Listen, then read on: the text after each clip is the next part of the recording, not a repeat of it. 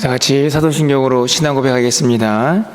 전능하사 천지를 만드신 하나님 아버지를 내가 믿사오며 그 외아들 우리 주 예수 그리스도를 믿사오니 이는 성령으로 잉태하사 동정녀 마리아에게 나시고 본디오 빌라도에게 고난을 받으사 십자가에 못 박혀 죽으시고 장사한 지 사흘 만에 죽은 자 가운데에서 다시 살아나시며 하늘에 오르사 전능하신 하나님 우편에 앉아 계시다가 저희로서 산 자와 죽은 자를 심판하러 오시리라. 성령을 믿사오며 거룩한 공예와 성도가 서로 교통하는 것과 죄를 사하여 주시는 것과 몸이 다시 사는 것과 영원히 사는 것을 믿사옵나이다. 아멘. 우리 찬송가 263장 찬양드리겠습니다. 263장입니다. 이 세상 험하고 찬양드리겠습니다.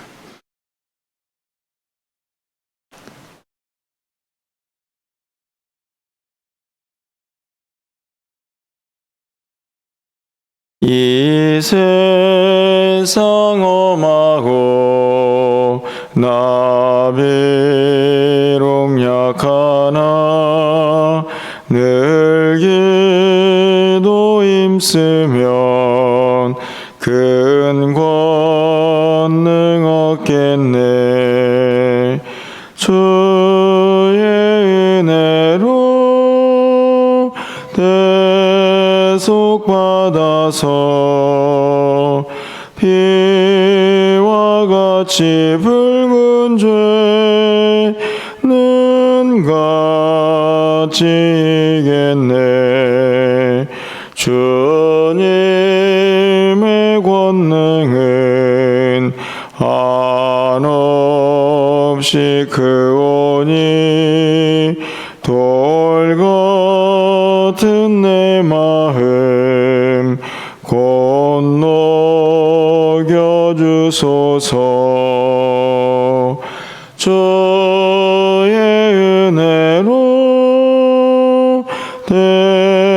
대속받아서 피와 같이 붉은 죄는 같이 이겠네. 내 마음이 약하여 늘 넘어지오니 주 예수 힘주사 굳세게 하소서. 주의 은혜로 대속받아서 피와 같이 붉은 죄는 같이 이겠네. 죄사함 받은 후 새 사람 되어서 주 앞에 서는 날 늘 찬송하겠네. 주의 은혜로 대속받아서 피와 같이 붉은 죄는 같이 이겠네. 아멘.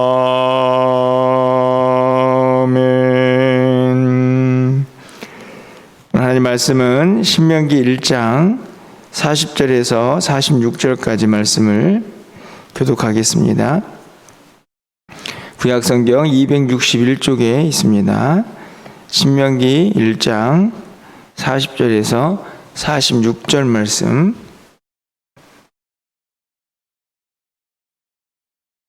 한 절씩 교독하고 46절은 함께 읽겠습니다.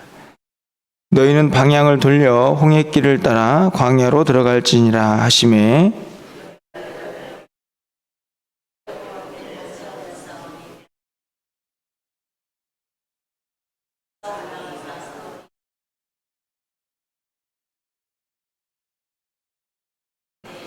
여호와께서 내게 이르시되 너는 그들에게 이르기를 너희는 올라가지 말라 싸우지도 말라 내가 너희 중에 있지 아니하니 너희가 대적에게 패할까 하노라 하시기로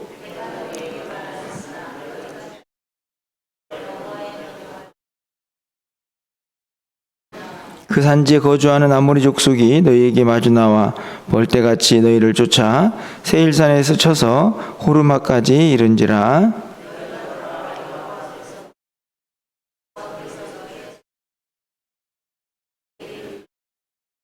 46절입니다. 너희가 가데스에 여러 날 동안 머물렀다니 곧 너희가 그곳에 머물던 날수대로니라.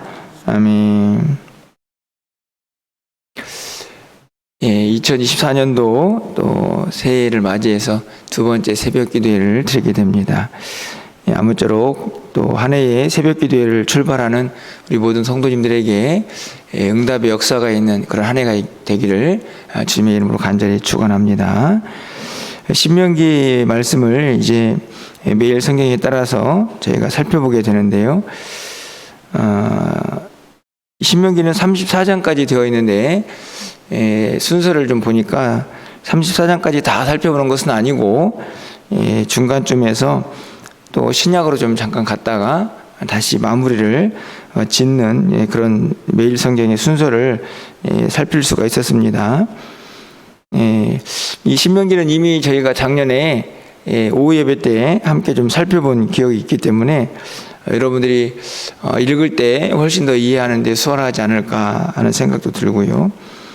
또 그래서 말씀을 묵상하고 또 그것을 적용하는 데도 좀 도움이 되지 않을까 하는 그런 기대를 갖게 됩니다. 이미 잘 알다시피 신명기는 이스라엘 백성들이 이제 광야 생활을 다 끝내고 마지막으로 이제 가나안 땅을 점령하기 위해서 요단강 건너가기 바로 전에 모세를 통해서 들은 설교의 내용이다, 이렇게 이해할 수 있습니다. 그 내용의 핵심은 무엇이었습니까? 가나안 땅에 들어가서도 한결같이 하나님의 말씀을 순종해야 한다 하는 것이었는데요. 1장은 이스라엘 백성들이 광야 생활을 점검하는, 지난 시간들을 회고하는 그런 내용이 담겨져 있습니다. 오늘 본문은 특별히 이스라엘 백성들이 정탐꾼을 보내어서 가나안 땅에서 정탐꾼을 보내고 그들이 원망하고 그 이후에 실패한 모습들이 기록이 되어 있는데요. 오늘 본문을 보면 참 안타깝지만 사람들이 하나님의 사람일지라도 얼마나 어리석을 수 있는가 하는 것을 우리에게 한번 다시 보여주는 그런 내용이라고 생각이 듭니다. 우리가 알다시피 이스라엘 백성들이 12명의 정탐꾼을 보내어서 가나안 땅을 정탐을 했습니다. 그리고 돌아와서 그들이 그 땅에 좋음이죠. 그 땅이 참 아름답다 하는 것은 인정을 했지만 그 대적들을 보면서 원망하고 불평하게 됩니다. 하나님께서 그들에게 진노하셨죠. 그 이후의 모습이 어떠한가 하는 것이 오늘 본문에 나와 있습니다. 여러분 41절 말씀을 보면요, 하나님께서 그 백성들에게 진노하신 후에 너희들은 가나안 땅에 들어가지 말고 다시 광야길로 가라, 이렇게 말씀을 하십니다. 그랬더니 41절 상반절에 이스라엘 백성들이 어떻게 행동을 합니까? 너희가 대답하여 내게 이르기를 우리가 여호와께 범죄하였사오니 우리 하나님께서 우리에게 명령하신 대로 우리가 올라가서 싸우리이다, 이렇게 이야기를 합니다. 이미 하나님께서 진노하시고 너희들은 이제 광야로 돌아가야 한다, 홍해길로 다시 돌아가라, 이렇게 말씀을 하시는데도 불구하고 이스라엘 백성들이 아닙니다, 우리는 올라가서 싸우겠습니다, 이렇게 이야기를 하죠. 그런데 이 41절을 잘 보시면 뭐라고 얘기하냐면 우리가 여호와께 범죄하였사오니, 이렇게 이야기합니다. 이거 무엇을 의미하죠? 회개를 의미합니다. 하나님께 우리가 범죄했으니까 지금이라도 올라가서 싸우겠습니다, 이렇게 말씀을 이스라엘 백성들이 모세에게 한 것이죠. 여러분 어떻습니까? 분명히 우리가 여호와께 범죄했다라고 말하는 것은 자신들의 모습을 놓고 회개하는 건데, 근데 이 회개가 정말 참된 회개고 진정한 회개였을까요? 어떻게 생각하십니까? 하나님이 원하시는 진짜 회개는 뭘까요? 이런 질문을 하게 하는 내용입니다. 왜냐하면 바로 이어지는 42절 때문에 그렇습니다. 이 백성들을 향해 하나님께서 뭐라고 말씀하십니까? 여호와께서 내게 이르시되 너는 그들에게 이르기를 너희는 올라가지 말라, 싸우지 말라, 이렇게 얘기합니다. 한번 순서를 한번 볼까요? 가나안 땅을 정탐했습니다. 백성들이 돌아와서 정탐꾼의 이야기를 듣고 원망합니다. 하나님이 진노하셨습니다. 그리고 말씀하셨죠. 홍해길로 다시 돌아가라. 가나안 땅에 들어가지 말라는 얘기죠. 그런데 이스라엘 백성이 어떻게 반응합니까? 아닙니다. 하나님 용서해 주십시오. 저희는 올라가 싸우겠습니다. 그럴 때 하나님께서 또 말씀하십니다. 올라가지 마라. 싸우지 마라. 근데 어떻게 했을까요? 이스라엘 백성들이. 그쯤 되면 하나님이 마음이 뭔지를 알았어야죠. 왜냐하면 분명히 하나님께 범죄했다라고 고백할 만큼 그 백성들이 자신의 죄를 뭔가 좀 깨닫는 것처럼 보이지 않습니까? 그런데 43절에 가면 전혀 그렇지 않습니다. 내가 너희에게 말하였으나 너희가 듣지 아니하고 여호와의 명령을 거역하고 꺼리낌 없이 산지를 올라갔다. 무슨 말씀인가요? 올라가지 마라. 너희들 올라가면 패할 것이다. 하나님이 경고하셨는데 그 경고를 무시하고 그냥 올라갔습니다. 싸우러 간 거죠. 그래서 44절 말씀 보니까 아모리 족속에게 패해가지고 쫓겨나서 여기저기 도망치는 모습이 기록되어 있습니다. 되게 단순해 보이지만 아주 요약된 말씀이지만 사람이 얼마나 어리석은가, 그리고 그 결과가 얼마나 비참한가를 잘 보여주는 말씀이라고 생각이 듭니다. 여러분이 보시기에는 어떻습니까?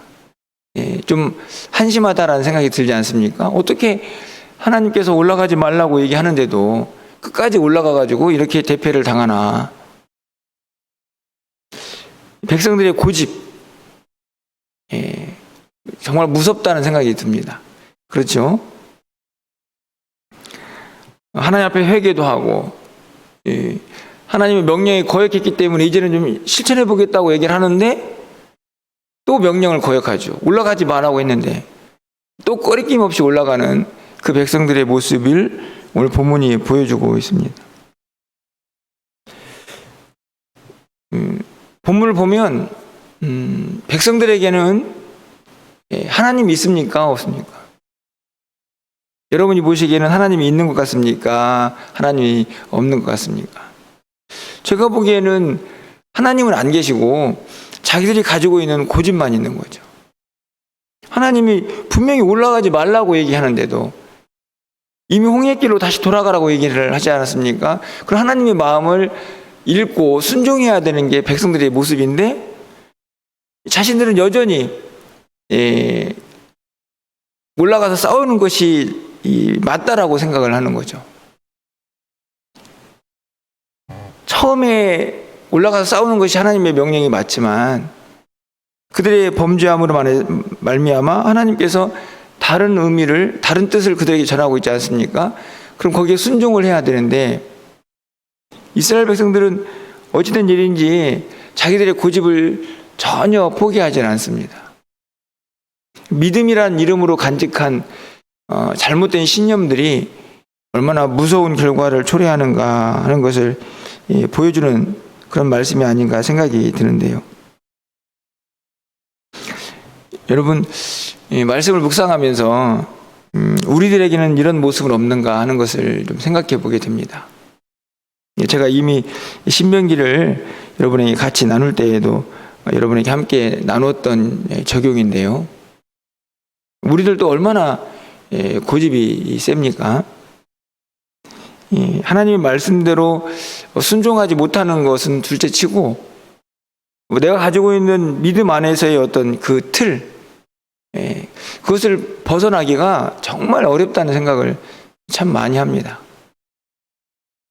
뭐 저 자신의 모습만 아니라 우리가 신앙생활 하다 보면 분명히 하나님의 뜻이고 하나님의 말씀이라는 것은 알고 있지만 자꾸만 자기 자신을 합리화하죠. 아, 이건 아닐 거야. 이건 하나님의 뜻이 아닐 거야. 분명히 하나님이 원하시는 말씀이 있는데도 자기의 고집을 내려놓기가 쉽지 않다는 것입니다. 때로는 자기 틀에 갇혀서 마음이 열리지 않을 때도 있고, 때로는 자기가 가지고 있는 이 강박한 마음들이 말씀을 들어도 아예 그 말씀이 씨를 뿌리는 그 말씀이 뿌리를 내리지 못하는 경우들도 있습니다. 이스라엘 백성들에게 원하는 것은 하나님께서 다시 광야길로 가는 겁니다. 그리고 경고도 하셨습니다. 올라가면 패할 것이다. 그럼에도 불구하고 이스라엘 백성들은 아랑곳하지 않습니다. 정말 가슴이 아픈 것은 이 43절에서 거리낌 없이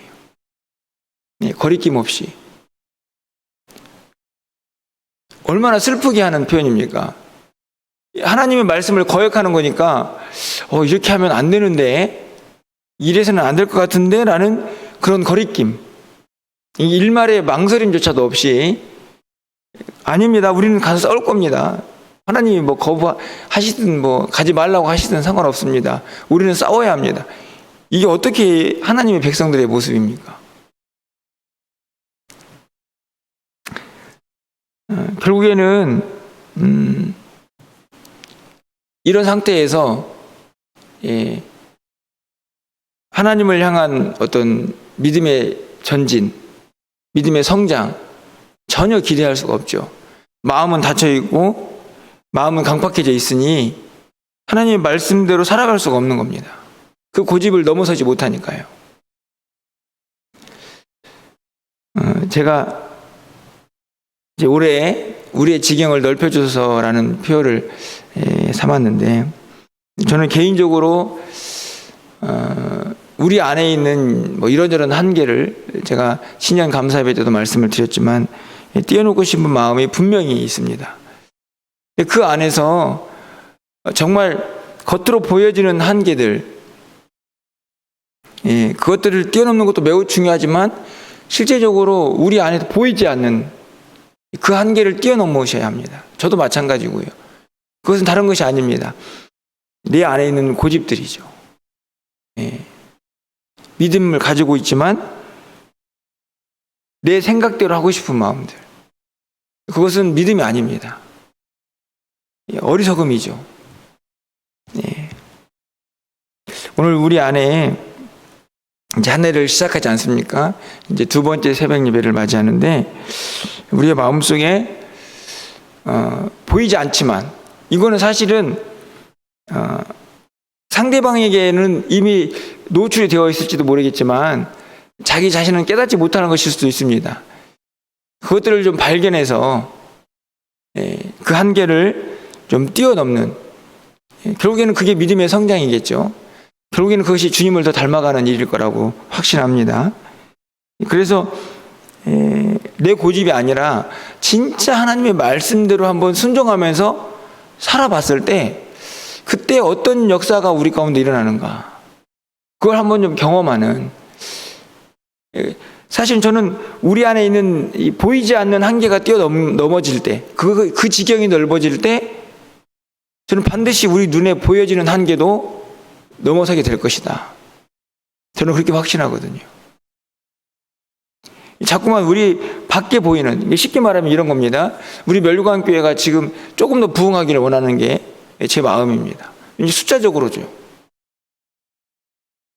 근데 그거는 외형적인 거거든요. 근데 그거는 눈에 보이는 것입니다. 근데 그것을 이루기 위해서는 뭐가 필요하냐? 저는 눈에 보이지 않는 우리 안에 있는 하나님을 향한 믿음의 상태, 멸류관교회 공동체 성도들 모두가 가지고 있는 마음의 그 상태가 보이지 않지만 지경을 넘어설 때 거기 안에 진짜 눈에 보이는 부흥의 역사가 일어날 것이라고 저는 확신하는 것이죠.